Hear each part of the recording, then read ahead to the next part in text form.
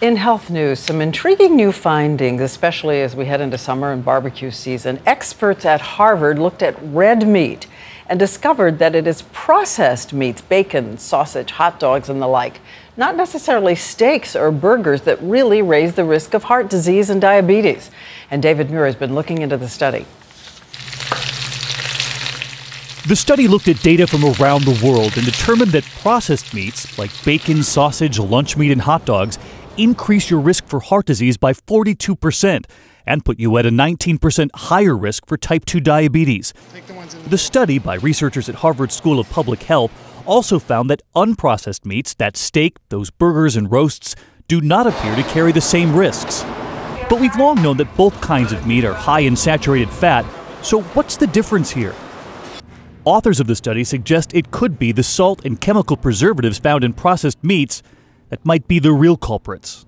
Processed meats contain on average 4 times higher sodium levels, that is salt, and about 50% higher preservative levels, such as nitrates. Many in the medical community tonight are cautioning this study is not definitive, though it does raise important questions about salt and preservatives in processed meats. This study doesn't suggest that people should panic if they had a processed meat for lunch or be concerned that they have to cut it out completely, but as people are making choices, maybe better to move a little bit away from the processed meats. Today, the meat industry shot back. Americans are starting to tune out because one week red wine's good for them, the next week, ooh, not so much. One week it's eat oat bran, the next week, maybe not. And this is very confusing to the consumers.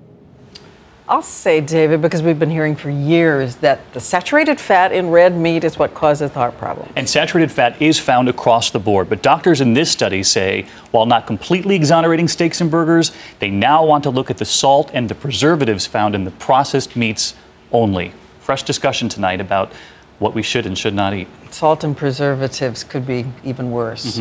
Thank you, David Muir. And to find out exactly what your favorite meat is doing to your health and how much we're talking about here, what are the quantities you should and shouldn't eat, head to abcnews.com. We put together a list comparing risks of the most popular meats.